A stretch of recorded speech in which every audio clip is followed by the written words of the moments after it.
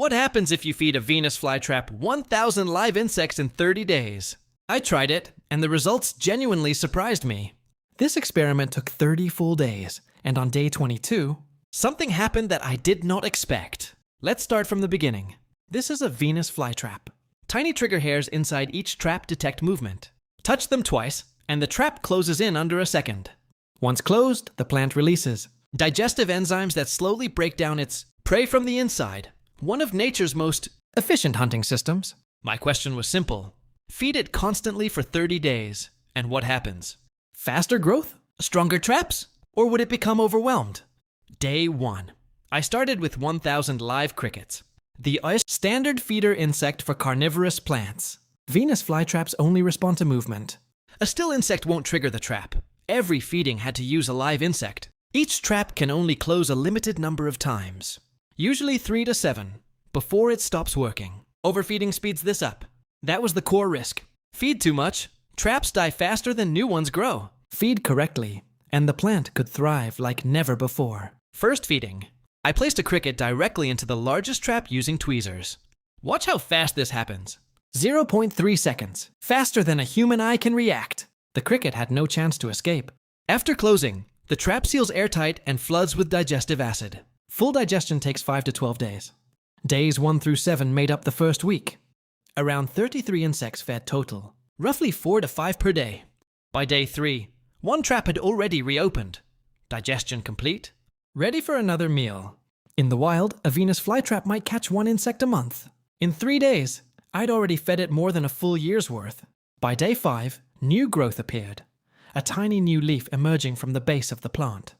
Venus flytraps grow in nutrient-poor soil. Insects give them nitrogen and phosphorus, nutrients, otherwise nearly impossible to access. Day 6 brought a setback. One trap closed on a cricket but failed to seal. The insect escaped, wasting the trap's energy. This is a safety feature. A closed trap with no further movement slowly reopens after 12 hours, saving energy for next time. End of week 1. 6 active traps, all fed at least once. 2 traps showed slight yellowing at the tips, an early stress signal. I also tested different prey types this week. Crickets, mealworms, and fruit flies to see which worked best. Crickets were ideal. Right size, high protein, reliable trigger response. Mealworms were trickier. Too smooth to trigger digestion properly. Fruit flies were too small. The trap closed, but the fly simply walked out between the teeth gaps. The plant got nothing. Lesson learned. Prey size matters. Ideal prey should be no larger than 1/3 the size of the trap, or it won't seal properly. Heading into week 2, I made a decision. Crickets only, consistent size. Time to see what optimal feeding does to this plant. Week 2, days 8 through 14. This is where things started getting genuinely interesting. By day 9, 2 brand new traps had grown. Normally, a Venus flytrap produces 1 new trap every 2 to 3 weeks. This was much faster. Day 10 was the most satisfying feeding so far. All 8 traps were open at once, and all 8 got fed at the same time. 8 traps closing simultaneously. You can almost hear the snapping sound of 8 insects being caught in under a second. Here's something most people don't know. Venus flytraps grow naturally in only one small region on Earth, a narrow strip of North and South Carolina. And that wild population is in serious decline. Habitat loss has reduced numbers dramatically over the past century. Day 11 brought the first real warning sign. One of the older traps that turned completely black, overfed and forced to close too many times. This is the risk of pushing too hard. A Venus flytrap will sacrifice individual traps to protect the rest of the plant. But right where that dead trap fell off, a new bud appeared within 2 days. The plant was already regenerating. This is called compensatory growth, when a plant redirects nutrients to grow replacement parts faster after losing tissue. By day 13, the plant had processed over 150 insects total. Its root system had expanded by nearly 30%. Day 14, end of week 2. The plant now had 9 active traps, a net gain of 2, despite losing 1 along the way. Something else appeared this week, small sticky droplets on the outside surface of the traps, a secondary trapping mechanism. This sticky substance, called mucilage, traps small insects on the outside surface, a hunting method most people never notice. So the plant wasn't just relying on snap traps anymore. It was using multiple hunting strategies at once. Going into week 3, I had a new question. Could the plant handle prey it had never encountered before? Week 3, days 15 through 21. I introduced waxworms, soft-bodied, slow-moving, and high in fat content. The trap hesitated, partially closing, then reopening, as if inspecting the prey, before finally slamming shut completely.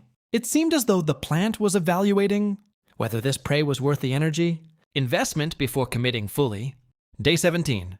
I tried something larger. An adult mealworm beetle with a hard outer shell, much bigger than typical prey. The trap closed but couldn't fully seal. The beetle was too wide. The plant held it in place for hours, slowly working on it. Over several hours, digestive enzymes slowly worked on the beetle's exposed underside. The plant adapting to a difficult meal. Day 18, growth was accelerating fast. Multiple new traps unfurling at a rate I hadn't anticipated. I shared my measurements and feeding logs with a carnivorous plant specialist to get an expert perspective on what I was seeing. The response was clear. Growth at this rate is typically only seen under controlled lab fertilization, not from insect feeding alone. Day 19, total insects fed, over 400. The plant now had 13 active traps, more than double the starting count. But day 19 also brought the first major crisis. 3 traps turned black in a single day. Clear signs of serious stress. I made the call. A 48-hour feeding pause. No insects at all. Time for the plant to recover. Those 48 hours showed something remarkable. The yellowing and stress. Markers visibly reversed during the rest period. Venus flytraps need balance. Too little food and they starve. Too much and they exhaust themselves. The system mirrors digestion in many living things.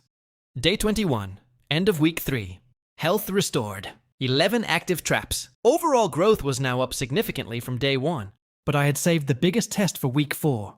Because on day 22, I tried something genuinely unusual.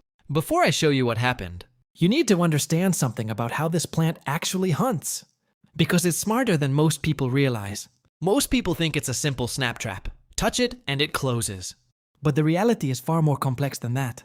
The plant actually counts touches. 1 touch does nothing. A second touch within 20 seconds triggers closure, preventing false alarms from rain or debris.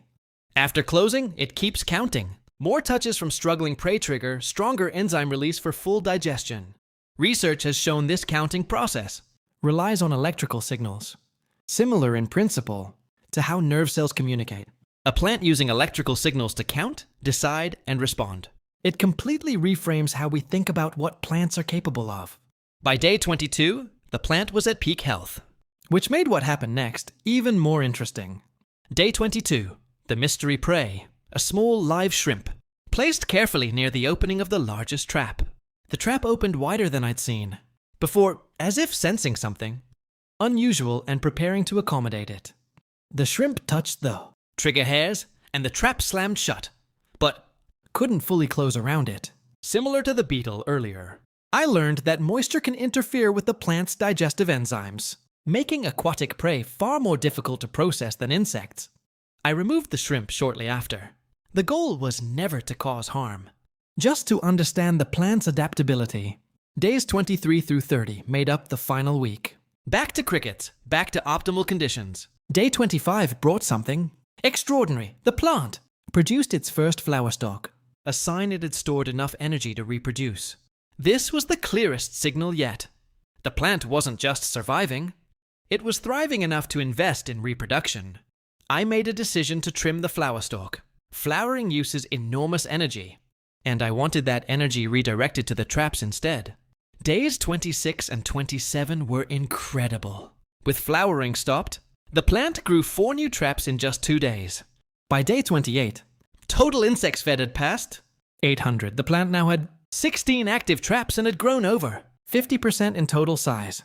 Day 29. Feed number 998, then 9999. I slowed down. Feed number 1000 felt like it deserved something special. Day 30. The final day. I chose the largest, most active cricket remaining for this final feeding. The cricket went in. The trigger hairs fired. And for the final time in this experiment, the trap slammed shut. Insect number 1000, done. Now for the results. 30 days, 1,000 insects. Here's exactly what happened to this plant. Starting trap count, 6. Final trap count, 17. That's an increase of nearly 183%, almost. Triple the hunting capacity. Starting size, 100%. Final size, 158%. Growth that would normally take over a year happened in just 30 days. The root system expanded by nearly 47%. Underground growth that was setting up the plant for future expansion. Even trap response speed improved. From 0.31 seconds on day 1 to 0.221 seconds by day 30. The plant got faster. A well-fed Venus flytrap doesn't just get bigger, it gets better at hunting. Nutrition directly improved its response speed and overall health. So, should you try feeding your own Venus flytrap this much? Here's my honest answer, and an important warning.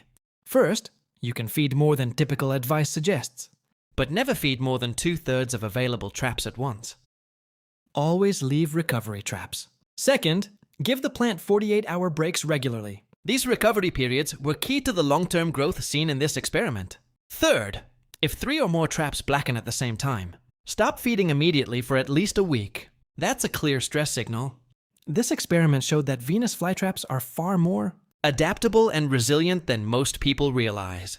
This plant doesn't just eat insects, it evaluates, adapts, and responds to its environment in ways that go far beyond simple reflexes. After seeing all this, do you think plants show a form of intelligence? Or is this purely mechanical biology with no decision-making involved? Let me know what you think in the comments below. I'd love to hear different perspectives on this. This experiment also raised new questions, like what would happen with a different carnivorous plant entirely, one built to handle much larger prey. Pitcher plants use a completely different strategy. A deep liquid-filled trap instead of a snapping mechanism. Some pitcher plant species are large, enough to digest prey many times, bigger than anything a Venus flytrap could handle. If you want to see that experiment, make sure you're subscribed, because that's exactly what's coming next on this channel. To summarize everything from this experiment, over 30 days, one Venus flytrap nearly tripled its trap count and grew by more than half its original size. All of this came from careful, balanced feeding, proof that with the right approach, this plant can flourish far beyond typical expectations. Thank you so much for watching this entire experiment from start to finish. 30 days condensed into one story. If you enjoyed this, hit subscribe for more nature experiments like this one. See you in the next video.